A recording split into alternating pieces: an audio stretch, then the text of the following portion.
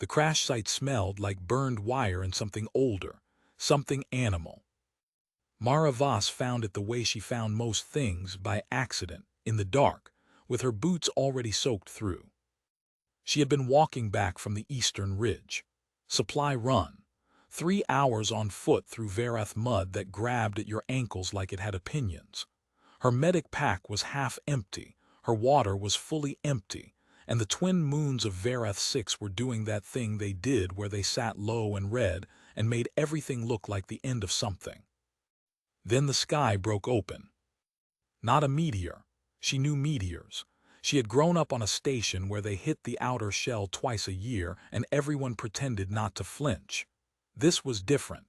This came down in a controlled spiral, which meant someone was still at the controls when it went in. Someone was fighting it all the way to the ground. She stood still for 4 full seconds. Then she ran toward it. This was, objectively, a very stupid thing to do. She knew that. The part of her brain that had kept her alive through 6 years of field medicine in active war zones was screaming at exactly the volume you would expect. But her legs had already made their decision, and Mara Voss had learned a long time ago that her legs were faster than her fear. The wreckage was in a shallow valley about 2 kilometers off the trail. A one-man military runner, human design, old model, the kind that got decommissioned 8 years ago and then mysteriously reappeared in the hands of people who didn't answer to anyone. The hull was torn open along the left side like something had peeled it. Fire in the engine compartment. Not big yet. She had maybe 10 minutes before it caught the fuel cell, and then she would have a much larger problem. She went in through the tear in the hull. He was still strapped to the seat. Big, that was the first thing. Broader than the seat was designed for, which explained some of the console damage. His shoulders had hit the side panel when he went in. He had a helmet cracked down the middle. She pulled it off. Blood from a scalp wound, the kind that looked catastrophic and usually wasn't. Pulse in the neck, strong and steady, which surprised her, because a man his size hitting the ground at that angle should have had a pulse like a question mark. He breathed. She started working. She did not look at his face yet. She never looked at faces first. Faces made you slow. You checked the airway, you checked the bleed, you checked the spine as best you could, and then you looked at the face. That was the order. That was the only order that kept people alive. Airway clear. Scalp bleed, pressure gauze done. 2 ribs on the right side, maybe 3, the way he pulled when she pressed. Left shoulder displaced. She splinted what she could, packed what she couldn't, and when the fire in the engine compartment went from orange to white, she grabbed the man by his collar and dragged him out of the wreck the way you drag something you have no business being able to drag. He was enormous. She was not. Her back made a sound it had never made before, and she decided she would deal with that later, possibly forever.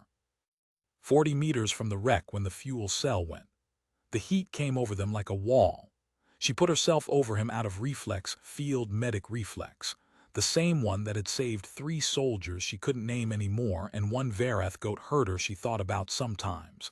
And when the wave passed, she was still there, and so was he, and her coat was smoking slightly at the back. She sat up, looked at the burning wreck. Then she looked at him. At his face. She knew that face. Every human in the Varath system knew that face. Every alien in 4 neighboring sectors knew that face. It was on wanted boards in 12 jurisdictions, which was impressive because some of those jurisdictions did not recognize each other's legal standing, but they had all agreed on this one thing. Commander Darren Kale, the breaker of the Orani line, the man who held Sector 7 with 40 soldiers and no resupply for 11 weeks, until the Galactic Council sent a ceasefire offer just to make him stop. The man who had gone into the Veth prisoner camp alone. Alone. No weapons anyone could confirm, though accounts varied wildly on that point, and come out with 63 humans and a story that had spread across 4 species news networks for a year. The man with a combined bounty of 900 million credits across 3 alien governments, not because they feared what he had done, because they feared what he might do next. He was bleeding on her gauze, and his eyelashes were doing something unfair for a man with that many confirmed kills. Mara sat back on her heels and looked at the sky, which was doing nothing useful. She was a field medic. She had a half-empty pack, wet boots, a back that was now sending formal complaints up her spine, and she was alone in the Varath lowlands with the most wanted man in the known galaxy unconscious on the ground in front of her. She pulled out her water, the empty one. The one she'd already established was empty, shook it on reflex, confirmed it was empty, put it back. She looked at him. She had a choice. The kind of choice that people wrote about later and called obvious in retrospect. Leave him or take him. He was wanted by 3 governments. The math was difficult to avoid, probably responsible for deaths in numbers she didn't want to count. He was going to be a profound problem in whatever direction she picked. She also had a deep, ugly scalp wound that was going to go septic in 48 hours if nobody cleaned it properly. 2, maybe 3 fractured ribs that would puncture a lung if he moved wrong, and a shoulder that was going to freeze solid by morning. She was a field medic. There was no actual choice. She got him onto the emergency tarp she carried for exactly this kind of disaster. Not this specific kind. She had not planned for this specific kind, and started dragging. He woke up when she was about a kilometer out from the crash site. Not all the way awake. The kind of awake where you grab the nearest thing because your body doesn't know it's safe yet. His hand closed around her wrist. Hard. The kind of hard that left marks. She didn't pull away. That was the second thing her legs knew that her brain had to catch up to. You don't pull away from a disoriented patient. You hold still and you talk. "You're hurt," she said. "I'm a medic, I've got you." His eyes were open, dark, trying to focus. "I've got you," she said again. Same voice she used for everyone, level, sure. Not kind exactly, kindness was too soft a tool for this, too easy to disbelieve. "Sure, this is what is happening. You are safe, I have you." He stared at her for a long moment. His hand didn't loosen, but it stopped being a weapon. "Where?" he said. It wasn't a full question. He was still building the ability to finish sentences. "Varath lowlands, about 8 kilometers from the nearest settlement. You came down hard. Your ship is gone." She paused. "You're welcome, for the record." Something happened at the corner of his mouth. Not a smile. The distant geological ancestor of a smile. His hand fell. He was unconscious again before it hit the ground. Mara looked at the distance ahead. 8 kilometers, him, her back which had now filed an official grievance, the 2 red moons going lower. She picked up the tarp handles. She walked. She got him to the outpost at 3:40 local time. The outpost was hers, not officially, not on any registry, because the settlement registry had burned down 2 years ago and nobody had rebuilt it, which worked fine for Mara because she preferred to work without a lot of administrative awareness of her location. It was a converted cargo prefab, 2 rooms, one of which was medical and one of which was everything else. She got him onto the medical cot, which protested his weight with a sound like a small animal making a large complaint. She cleaned the scalp wound. It was a good wound, clean edges, already slowing. She wrapped the ribs with a pressure brace. The shoulder she left for daylight. She needed to see what she was dealing with before she started moving things around. Then she sat in the chair across from the cot and drank from the water she'd refilled at the outpost, and she watched him breathe, and she thought about what she had done. She had found the most dangerous human alive in the known galaxy. She had dragged him out of a burning wreck. She had carried him 8 kilometers, and she had put him in her bed, her medical bed, which lived in her outpost that no one knew about. 3 governments wanted him for war crimes, or something near enough to war crimes, that the paperwork amounted to the same thing. At least 2 of those governments had informants on Varath 6. She was, by most reasonable measures of the word, in significant trouble. He breathed. The scalp wound had stopped. His pulse, when she'd checked it last, was 52 beats per minute, which for a man who had just survived a crash that should have killed him was somewhere between remarkable and insane.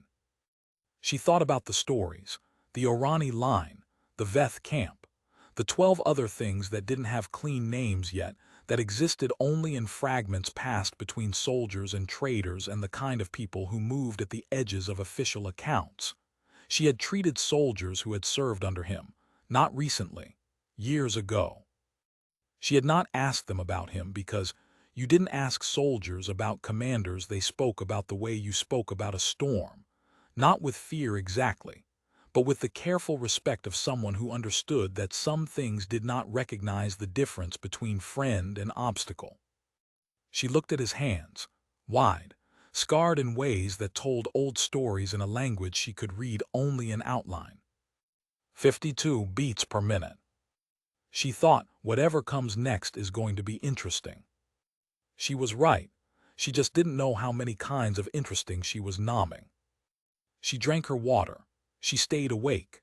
Outside, the red moons finally dropped below the hills, and the Vareth dark came in full, the kind that had no gray in it. She was still awake when the sun came. She had a feeling sleep was going to be a complicated thing for a while. He woke up the way a system reboots in stages, each one checking the last. Eyes first, ceiling, unknown, prefab composite, the cheap kind that went yellow at the seams, medical cot. He could tell by the rail against his right arm. The smell, antiseptic, the field variety, the kind that had a very specific bite to it that no one had ever managed to make pleasant. Sound next, outside, wind and something that might have been birds, though the Vareth avian situation was complicated and he wasn't sure he'd call them birds to their face. Inside, one person, the specific sound of a person trying not to make sounds. He had learned to hear that years ago. Then the rest of it arrived, the ribs, the shoulder, the head which had opinions. He opened his eyes fully. The woman was across the room with her back to him, doing something at the medical cabinet. Small, dark hair tied back with something that had stopped being a proper tie some time ago. Field medic kit on the table, real one, old model, the kind that meant she knew what she was doing. He also clocked 3 exit points, a window she had covered with something reflective on the outside, a comms unit that was switched off, and his own weapons, 2 of them, the one she would have found during the medical check, sitting on the far table in a specific arrangement that said she had put them there so he could see them. Not a hostage situation, or a very unusual one. He pushed himself up. The ribs told him something sharp and specific about that decision. She turned around. "Don't," she said, "not sitting up, not yet. I've had worse ribs." "You have not had these ribs." She crossed to him with the specific walk of someone who has already decided they don't have time for an argument. "Lie back." He looked at her. She looked at him. She had the kind of face that had stopped apologizing for itself. Not young, not old, somewhere in the middle where experience starts to show through in ways that had nothing to do with lines. She was holding a water canteen and a packet of field analgesics, and she held them like she had held them in front of 1,000 people, and was going to hold them in front of 1,000 more.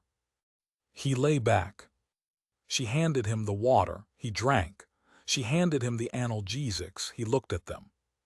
"I know who you are," she said.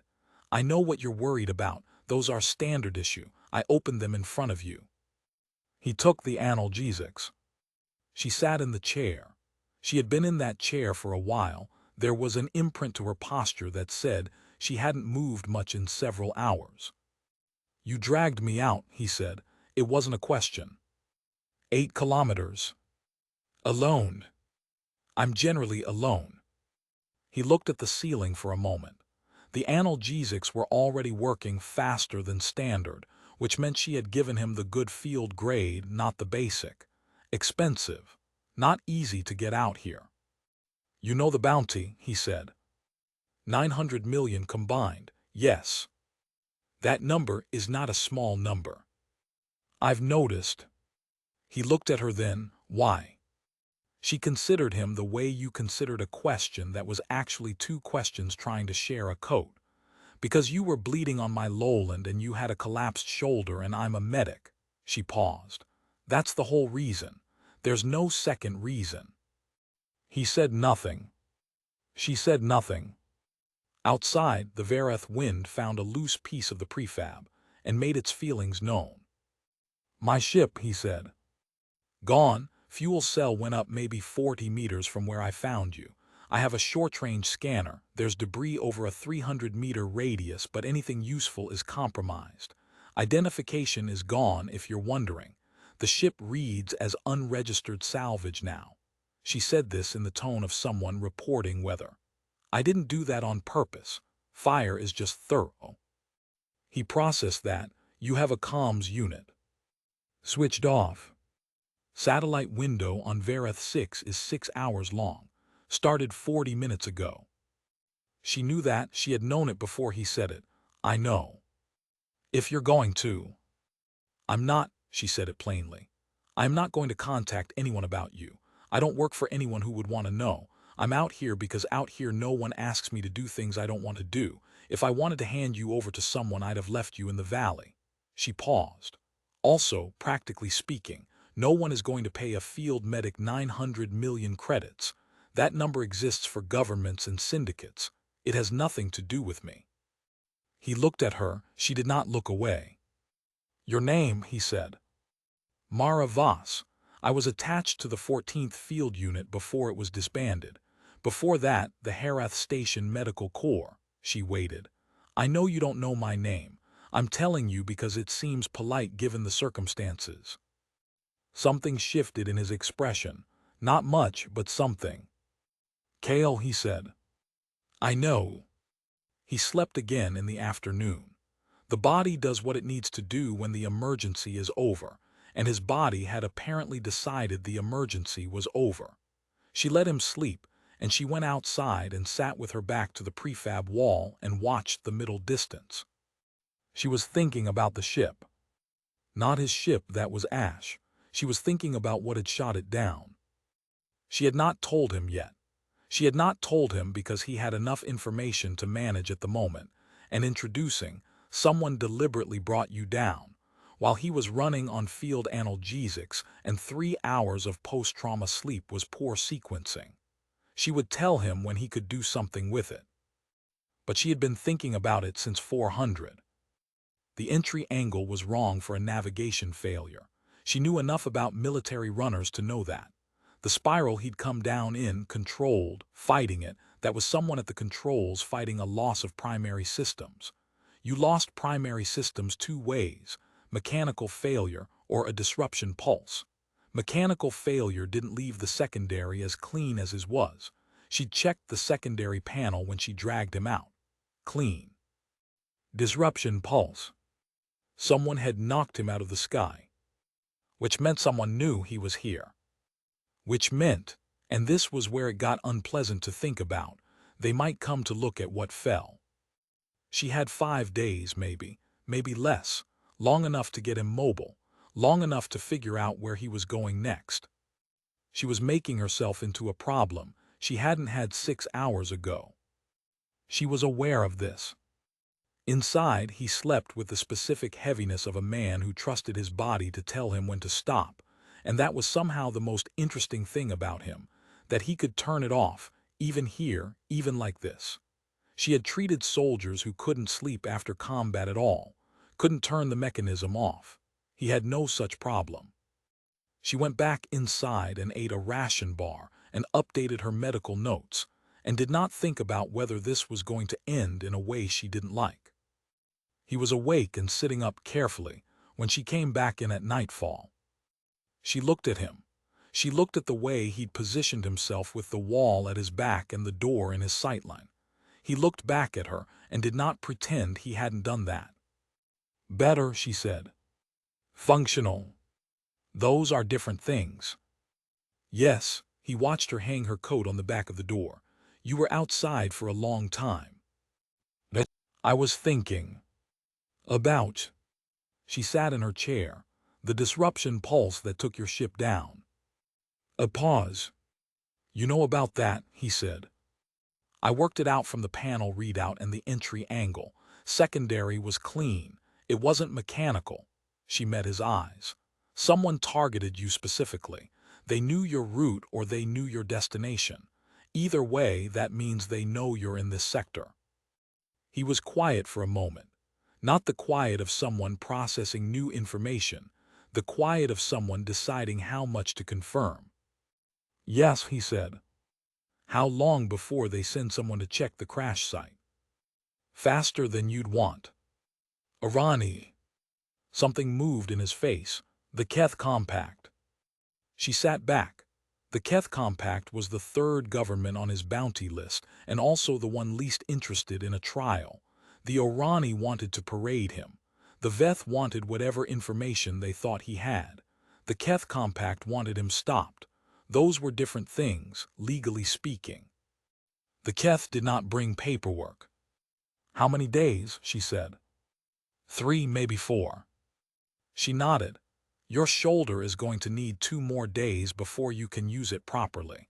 Your ribs need 5 minimum. I can tape them for movement, but they will cause you problems if you take a hit.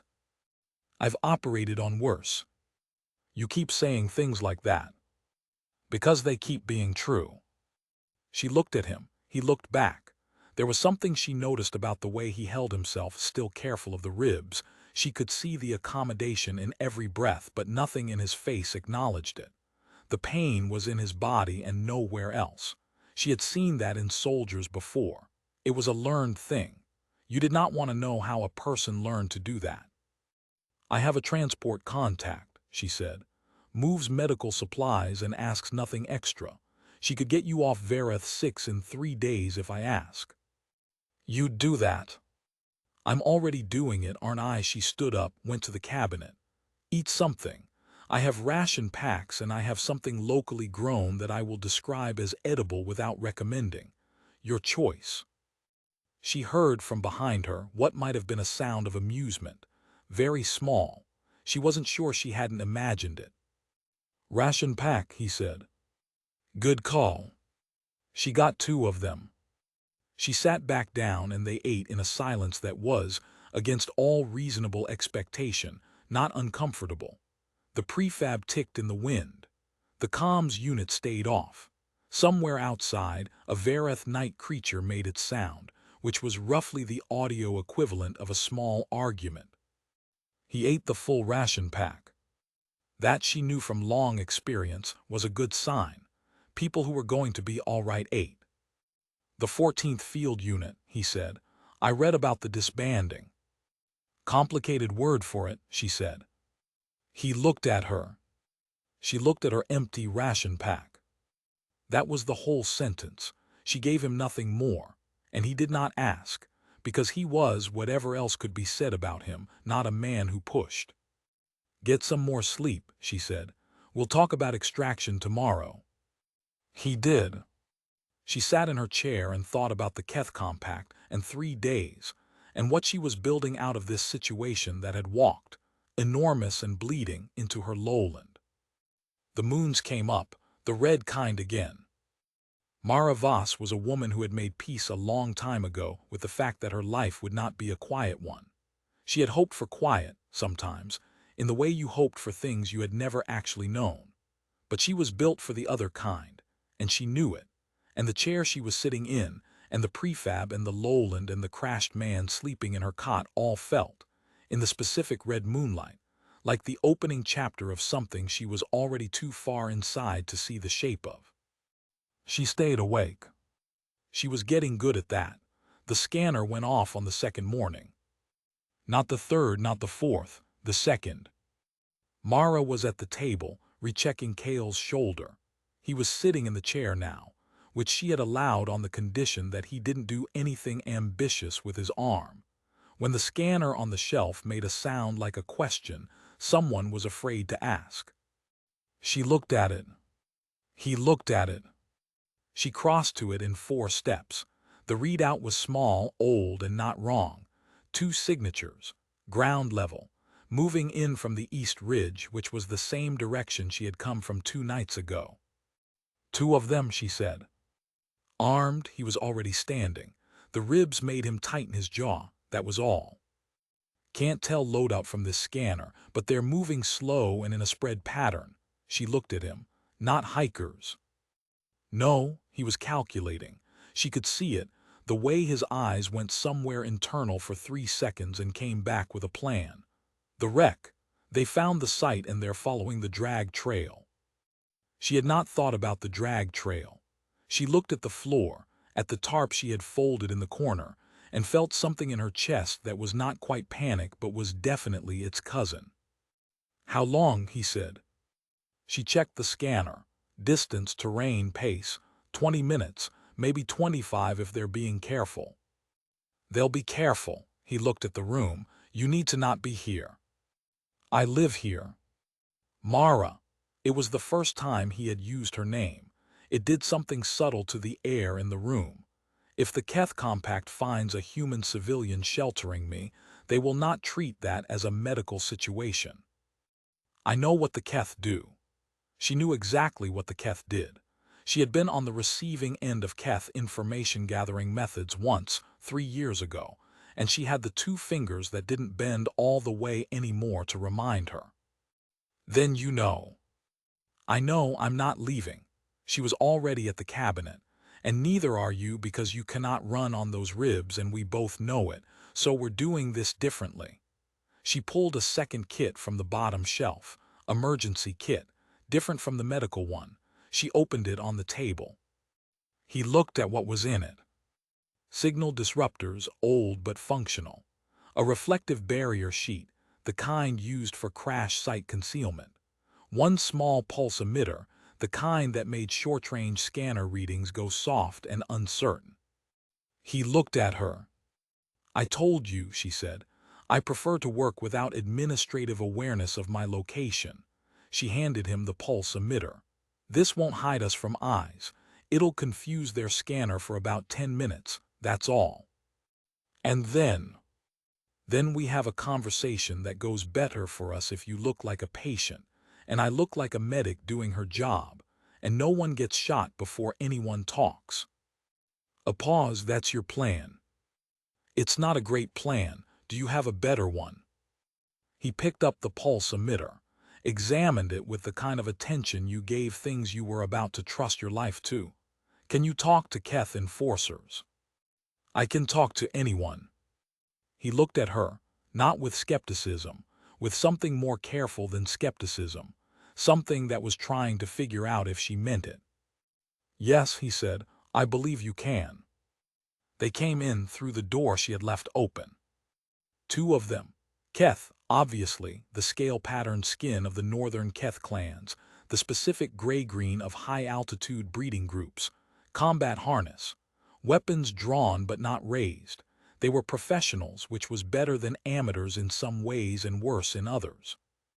Mara was sitting in her chair. Her coat was hanging up. Her medical kit was open on the table. Kale was on the cot, shoulder brace visible, ribs wrapped, looking like exactly what he was, which was a badly injured man. The taller of the 2 Keth stopped in the doorway. Its eyes, Keth had the wide lateral eyes of their early ancestors, built for watching open ground, moved across the room with the systematic efficiency of someone checking boxes. Human settlement, it said, galactic standard, flat, no preamble. Field medical outpost, Mara said. I'm Dr. Voss, licensed field medic, Hareth Station Registry, though that's been offline for a couple years, so you'll have to take my word on it. She kept her hands visible on her knees. You've got weapons out in a medical facility. I'd appreciate it if we could do something about that. The shorter Keth moved to the left, covering the angle, not responding to her, keeping eyes on Kale. Kale was looking at the ceiling, breathing at an even rate, which she suspected took more effort than it appeared. Crash site, the taller one said. East Ridge, human runner. Heard it come down 2 nights ago. Found a survivor in the valley and brought him in. Disruption pulse injury. You know what a disruption pulse does to a man inside the ship when it hits. She didn't wait for an answer. It's not clean. He's been unconscious for the better part of 2 days. I'm monitoring for internal bleed. The Keth looked at Kale. Kale's eyes came down from the ceiling. He looked at the Keth with an expression that was entirely neutral and somehow still communicated that he found them mildly disappointing. You, the shorter one, said, "Name." You first, Kale said. Mara controlled her face. The Keth taller unit moved a step closer. The weapon came level. Mara kept her hands on her knees. We are tracing the crash of an unauthorized vessel, it said. We have authority under Compact Resolution 7 to detain and question anyone connected to. Compact Resolution 7 is a mutual systems agreement, Mara said. Vareth 6 is not a signatory, I checked, years ago for unrelated reasons. She tilted her head. Also, unauthorized vessel is doing a lot of work in that sentence. The man's injured. I don't have his registration papers. I have his blood pressure and a rib count. The Keth looked at her. The wide lateral eyes were designed to read motion, and she gave it none. We will need to question him, the taller one said. He's under my medical care. That gives him. It gives him nothing here. It gives him me. She said it the same way she said everything. Level, not a threat. A fact delivered without apology. I am his attending medic and you are in my facility. I'm not preventing your questions. I'm asking for a conversation before this becomes something none of us want it to be. A silence. The Keth units communicated the way Keth units communicated. No sound, no signal anyone human could detect, but something passing between them like weather. Their kind had been doing that for 10,000 years. She had always found it unsettling and also efficient. The weapons came down, not holstered, down. Speak, the taller one said. She spoke. She did not lie, not exactly. She was careful about that. She told them about the crash site, the drag trail, the treatment. She told them the comms unit was off and had been off. She told them she had no affiliation with any human military or political body, which was true in the ways that mattered. She talked about the compact resolution problem again, slower this time, because one of the things she had learned over 6 years of field medicine in contested territory was that bureaucracy was the single most portable weapon available to a person with no weapons. She had become very good with bureaucracy. The Keth asked questions. Kale answered some of them, name, origin sector, stated destination before the crash, with the careful economy of a man who had given information under pressure before and knew precisely what could be confirmed and what couldn't. He was, she noticed, extremely good at sounding forthcoming while providing very little. She had always known he would be.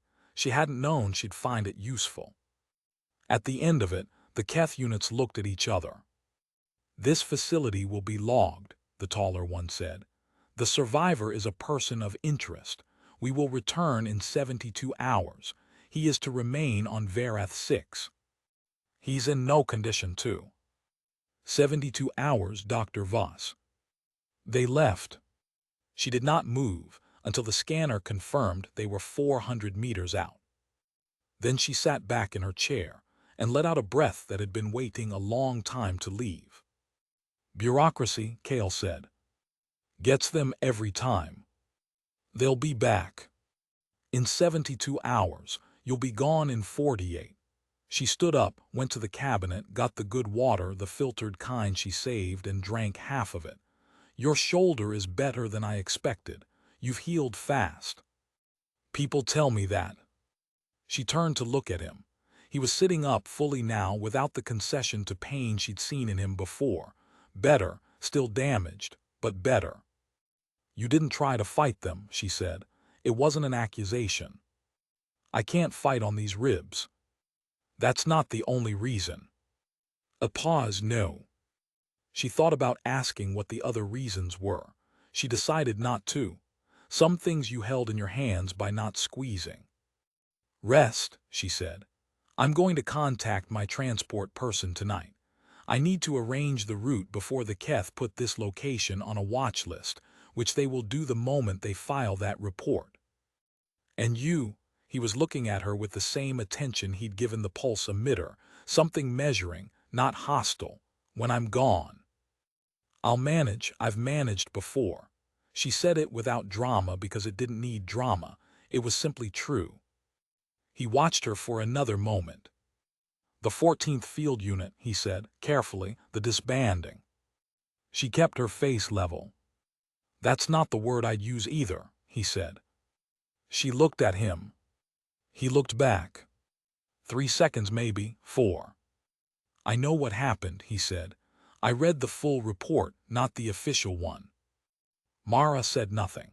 She felt the specific thing you feel when someone knows a thing you have not given them, and they are telling you carefully so you can decide what to do with it. I'm not going to discuss it, she said. No, I know, I only said, he stopped, considered. You went back for them. She had. She had gone back into the Herath compound when the 14th pulled out, when the official orders were to leave, when 3 wounded soldiers were still inside, because she was a field medic and field medics did not leave people in the field. She had lost the 2 fingers. She had gotten the 3 soldiers out. She had gotten a dishonorable tag on a discharge form that was mostly wrong about most things and completely wrong about everything that mattered. I went back, she said. A silence. Good, he said. Just that good, no elaboration, no pity, no performance. She turned back to the cabinet and did not let her face do the thing it wanted to do. Rest, she said again. We'll sort the route in the morning. She heard the cot adjust as he lay back. Outside, the Keth were somewhere on the ridge, filing their report, logging her facility, starting the clock on 72 hours. Inside, the scanner was quiet.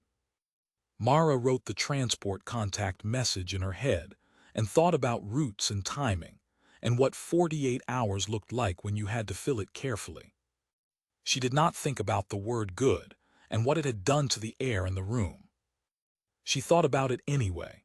The transport contact's name was Fenn, and she arrived not in 48 hours but in 31, which was either excellent or alarming depending on how you felt about the kind of people who could move that fast.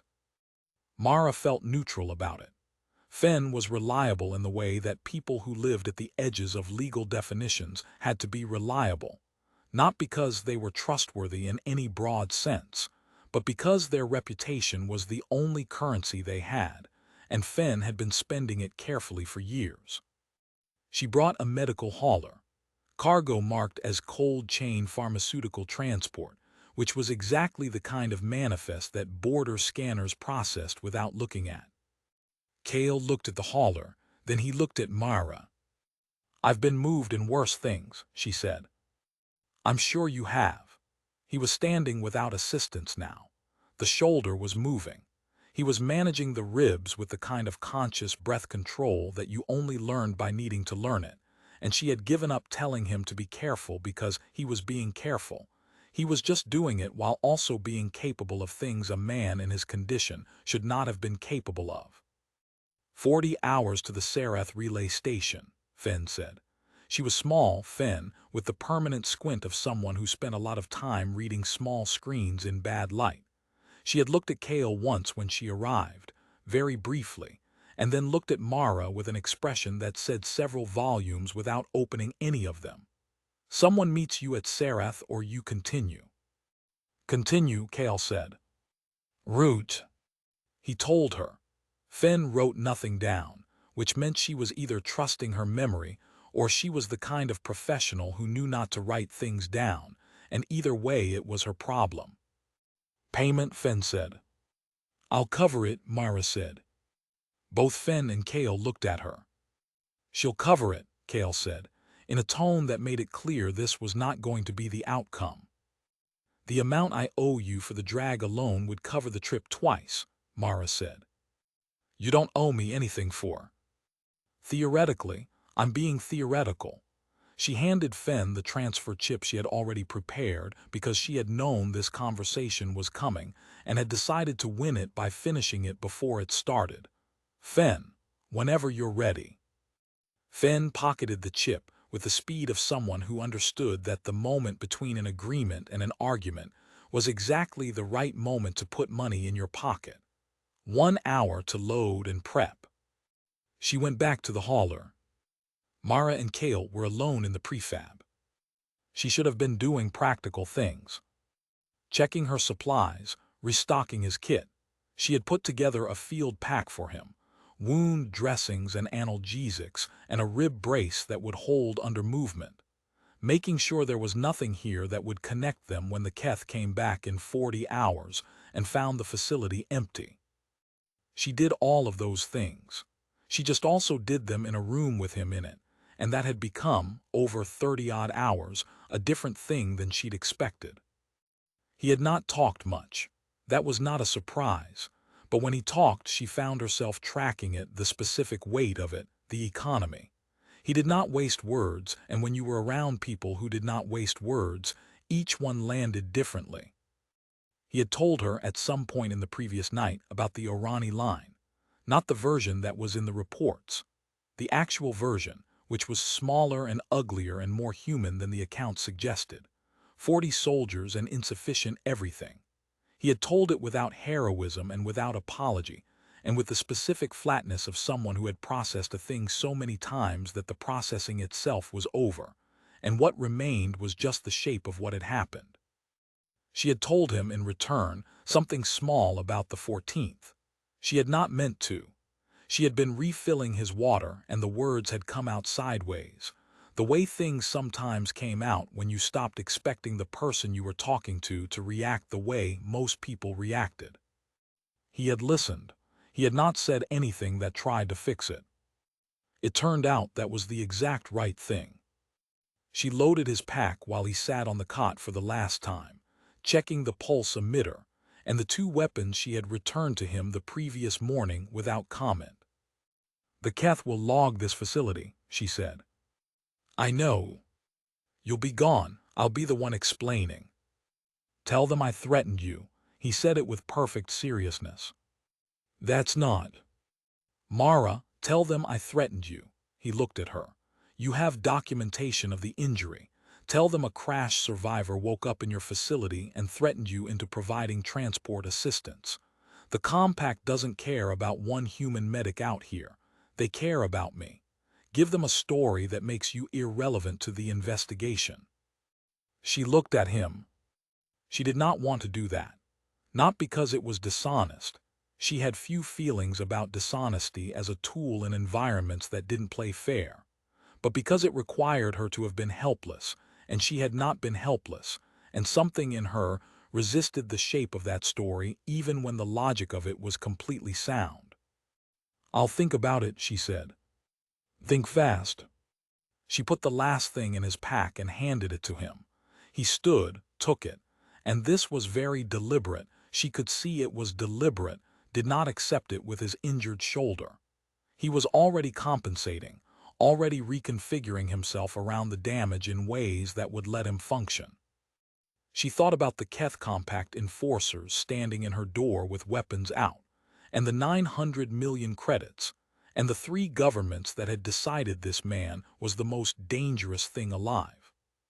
She thought about him telling her she went back, good, in the voice of someone for whom those words were not small. The Keth were afraid of him because he was effective, because he won in ways that shouldn't be possible and survived in ways that made enemies feel uncertain, because he was, in all the tactical and strategic terms that mattered to governments and bounty boards, uncontainable. She understood why that was frightening. She also understood, standing in her prefab with the wind doing its thing outside and Fen making prep noises at the hauler, that none of those governments, not one, understood the difference between dangerous and what he actually was. She wasn't sure she had words for what he actually was. She filed it as something to think about later. "Ready," Fen said from the doorway. He stopped at the door. She was behind him, which put her at the wrong angle to see his face, but she could see the pause, the specific weight of it. He turned around. "The Galactic Council," he said. They're in session at Terath Station in 6 weeks. The Keth Compact is pushing a resolution, species-specific restriction on human military movement in the outer sectors. He watched her face. It's going to pass unless something changes the math. There are 3 council members who are undecided. 2 of them respond to medical humanitarian evidence. If someone filed a report, an actual field report, from a licensed medic, documenting Keth enforcement actions in unsanctioned territory, it would reach those members through the right channels. She looked at him. That's not why you're telling me. No, but it's useful. And the real reason. A pause. I don't leave debts. You don't owe me.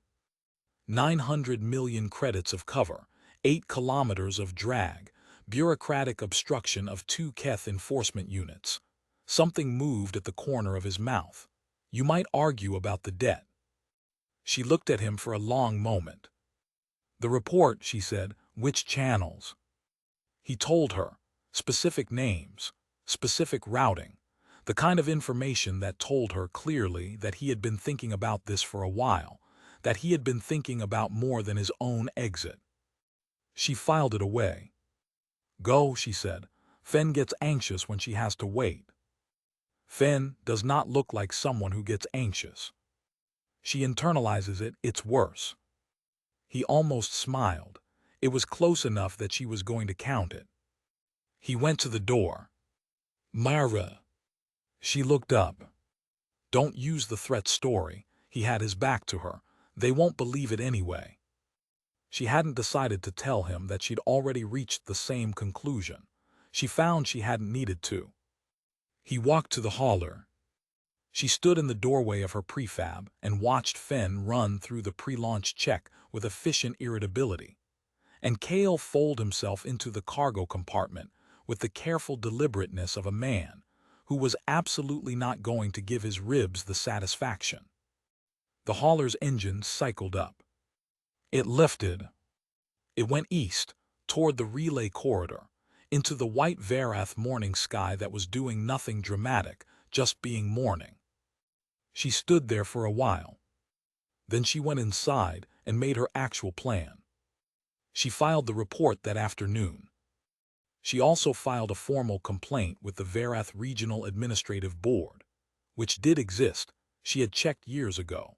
It just met infrequently and was largely staffed by people who did their jobs by correspondence, documenting the unauthorized entry of 2 Keth Compact enforcement units into a registered medical facility in non-compact territory, referencing Resolution 7, and attaching the scanner records and her own contemporaneous notes. She was precise. She was comprehensive. She was, she felt, operating at the absolute peak of her bureaucratic abilities, which were quietly formidable in ways she had rarely had cause to deploy at full capacity. The report went through 3 routing nodes, as he had described. It arrived, in the accelerated version she had requested on medical urgency grounds, at the Council Subcommittee in 4 days. She did not know what happened after that. Not yet. She was in the Varath lowlands with a prefab and a scanner and a medical kit that needed restocking, and the Keth Compact was going to send someone back in 36 hours to find her here, alone, treating nobody, and having nothing to explain except a manifest of pharmaceutical cold chain goods she had accepted on behalf of a patient she was no longer treating. She had a story ready. It was a good story. She went outside and sat against the prefab wall in the thin morning warmth and thought about the Galactic Council and 3 undecided votes and the specific math of how things changed. She thought about what the Keth were afraid of, what the Orani were afraid of, what the Veth were afraid of. 900 million credits of afraid spread across 3 governments aimed at 1 human man. She had spent 6 years in field medicine. She had treated people who were losing and people who were winning and people who couldn't tell the difference anymore. She had developed over those years a strong sense for the actual shape of a situation as opposed to the official shape. The 2 were not always the same, usually weren't if she was honest.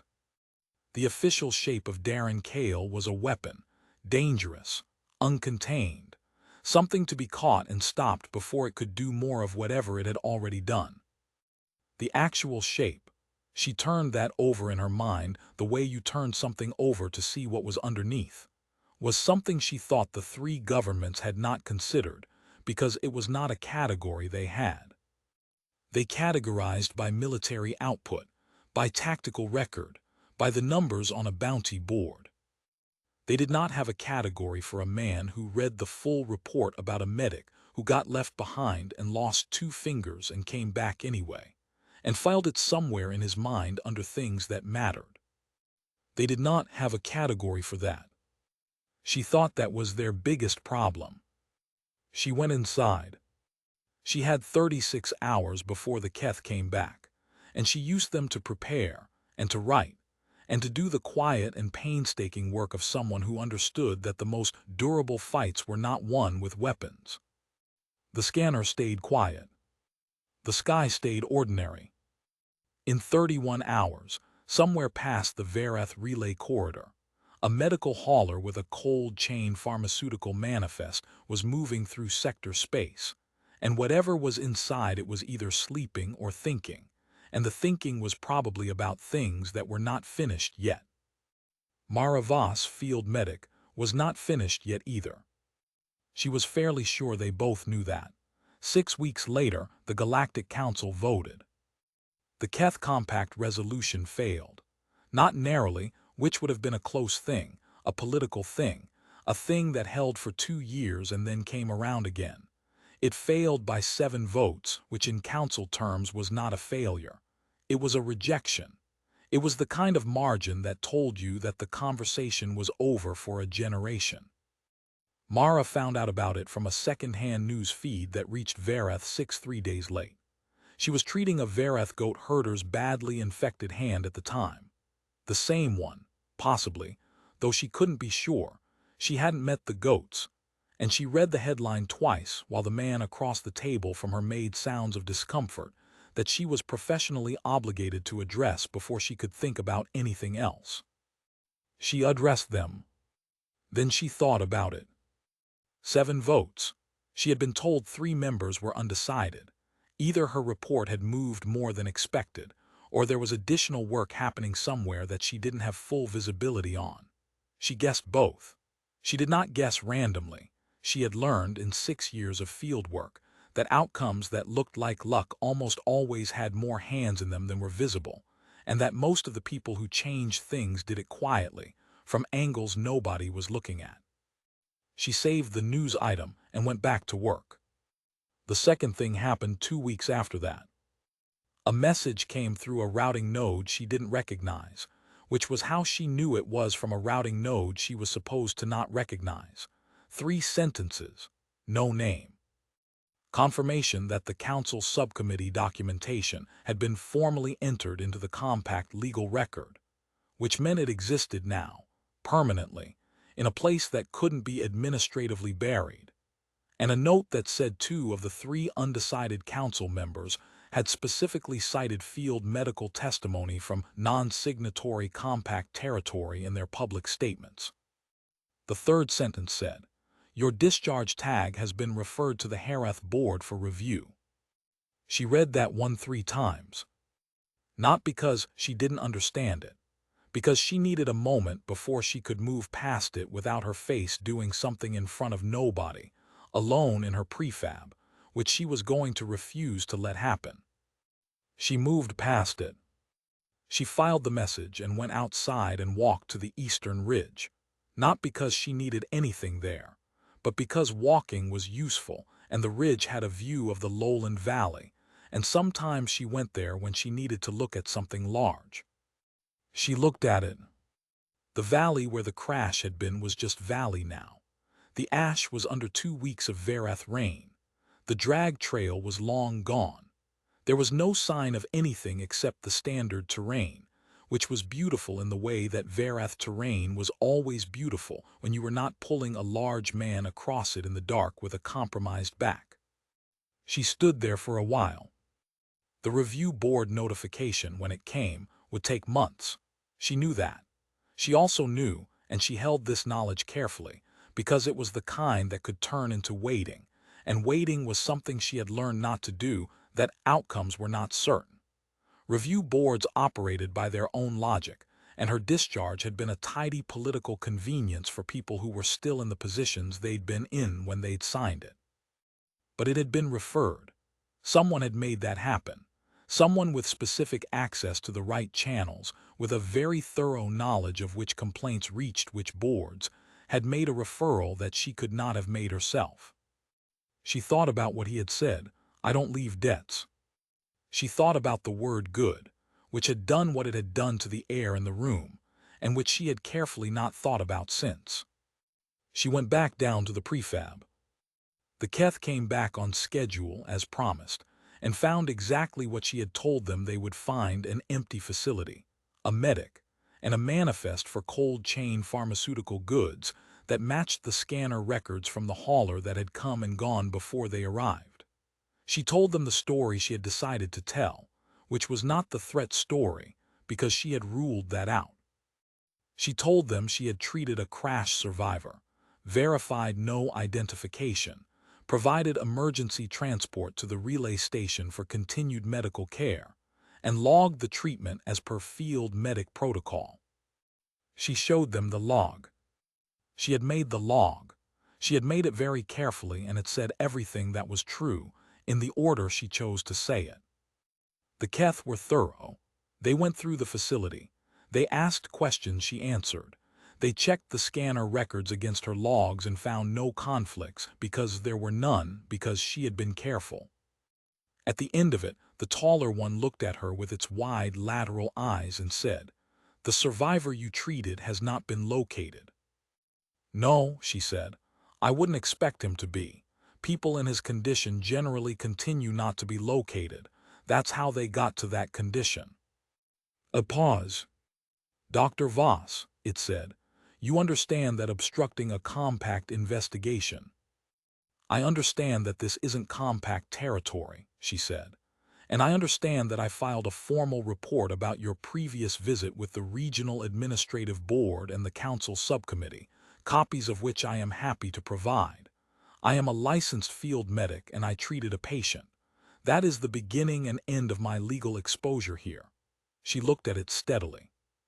"I'd be happy to discuss this further if you want to escalate, but I'll need to know the name of your supervising authority so I know where to copy the correspondence." They left. She did not watch them go. She went back inside and made tea from the Verath local plant that she had decided, months ago, to call tea, because it was close enough and it was hers. She drank it. She thought, this is what a life looks like when it's going sideways in a good direction. 4 months after the crash, a message arrived at a different routing node. One she did recognize. One she had been given by a man with his back to her while his ribs made him careful. It was longer than 3 sentences. He was alive. That was not the first thing the message said, but it was the first thing she registered. He was operating again. He was in the outer sectors, in the territory that didn't have official names yet, the kind that got resolved by whoever showed up with enough determination. There were 5 people with him who he described only as people worth having, which she translated as exactly what it meant. He wrote about the council vote. He had been in the Sarath relay system when it came through, and he described reading the margin, 7 votes, in the way that you described a thing that was larger than you expected, and you didn't want to perform the largeness of it because that would make it smaller. He wrote about the discharge review. He was careful about it. He said only that the referral had been made and that the person he had spoken to, again, no names, had described the evidentiary base as solid. Then he wrote, "I don't know what Verath looks like in another season. You'd know better than I would." She read that sentence 4 times. She thought about what it was and was not saying, and she thought about what she was and was not going to do about it, and she thought about a man who had survived things that shouldn't be survivable and slept 52 beats a minute in her medical cot, and said good without making it into a thing larger than it was. She wrote back. She told him about the Keth's second visit. She told it the way she told everything, without drama, because it didn't need drama. She told him about the goat herder's hand, because that had been interesting in its own separate way, and because she had found that she talked about her work to him the same way she talked about her work to herself, which was not something she could say about most people. She told him about the eastern ridge and the valley and the rain, and what the lowland looked like when there was nothing in it that needed dragging. At the end she wrote, "Varath in the cold season is different. The moons go white instead of red." She sent it. There is a thing the alien governments of the known sectors understood about the human called Darren Kale. They understood he was tactically formidable. They understood he was physically resilient in ways that fell outside standard species baseline expectations for human biology. They understood he was capable of operating under conditions that would compromise most trained combatants, and that he had a quality hard to name in formal reports, but present in every first-hand account. That meant people followed him into situations they would not follow anyone else into. They had spent 900 million credits trying to understand what to do about all of this. What they did not understand, what did not appear anywhere in their briefings or their bounty assessments or their council resolutions, was the thing that Mara Voss had understood sitting in a chair at 3:40 on a red-mooned night in the Varath lowlands, with a man she had dragged out of a burning wreck. He had read the full report about her, not the official one. He had carried that somewhere in him, alongside everything else he carried, without being asked to and without making anything of it. He had given her the routing channels because he was useful, and she would find them useful, yes, but also because he had assessed the landscape of her situation with the same precision he assessed every other landscape, and he had seen what needed to happen and he had done it. Quietly, from an angle nobody was looking at. The governments were afraid of what he did in the field. They were afraid of the tactical record. They were afraid of the things that made good news coverage, the Orani line, the Veth camp, the 12 actions with no clean names. They were not afraid of a man who read the full report. That was the thing they had missed. That was the most dangerous thing about him. Not the 52 resting beats and the ribs and the shoulder that healed faster than biology allowed. Not the field record and the 900 million credits. Not any of the things on any of the boards. The most dangerous thing about Darren Kale was that he paid attention to the people that official records had made irrelevant. And when he paid attention, things happened, and the things that happened were permanent. You could defend against a weapon. You built walls, you built blockades, you built Resolution 7. You could not build a wall against someone who worked through channels nobody had thought to monitor, because nobody had thought to value them. Mara Voss understood this because she was one of those channels. She had been one for 6 years before anyone had made her into one deliberately. She sat in her chair in her prefab with the white-mooned Varath night outside, and her tea going cold and a message sent that was going to take 8 days to reach its destination. And she thought about what it meant to be in a situation that was going somewhere. She had spent 6 years building a life that was specifically not going somewhere. She had built it at the edge of nowhere, off the registries, away from the kind of administrative attention that had taken her good work and turned it into a convenient story for people with better paperwork than judgment. Going somewhere was different. Going somewhere was the thing she had stopped hopping for a long time ago, in the way you stopped hopping for things you weren't sure you'd been right to want in the first place. She had found a crash in her lowland and dragged something out of it, and whatever she had started dragging was not, apparently, finished yet. The white moons came up. They were different from the red ones like she'd told him. Colder light, clearer. The kind that made the lowland look like a place instead of an atmosphere. She could see the valley from her doorway. She had left it open. The cold was clean, and it looked like somewhere things happened, not somewhere things ended. She was a field medic. She went back for people, She had done it again, in the dark, in the mud, with no information and wet boots, because that was who she was, and she had stopped arguing with who she was about 3 years ago and was generally happier for it. She picked up her tea, decided it was fine cold, drank it. She made a mental list of what she needed to restock in the medical kit. She thought about routes, not specific routes, just the general concept of them, the idea of a path from one location to another, the idea of movement as a thing that was still available. Outside, something in the Vereth dark made a sound that she had still not identified after all her months here, and she had stopped trying because some things were better as mysteries. The moons went high. The lowland held its shape against the white light, just terrain, just space, just the solid, ordinary ground of a planet that did not care what had happened on it. Inside the prefab, in the warm and the quiet, Dr. Mara Voss, licensed field medic, late of the 14th Field Unit, current resident of a place that existed mostly off the map, stayed awake in the chair that had become hers. She was, by any reasonable measure, in a better situation than she had been 4 months ago. She thought the same was probably true for the other party involved, though he would describe it differently, and she was, frankly, looking forward to the argument. She waited for 8 days to pass. They would. Things that were not finished tended to continue. That was, she thought, the actual point. That was what the Keth Compact and the Orani and the Veth had never understood about him, and now about her, and about the category of human that picked up a tarp in the dark and walked 8 kilometers because the alternative was not who they were. The most dangerous thing about humans was not the part that fought. It was the part that, after everything, after all of it, chose to keep going. It was the part that went back. It was the part that, somewhere in the math of a hard and ruined situation, kept making room for what came next. The moon stayed white. The night held.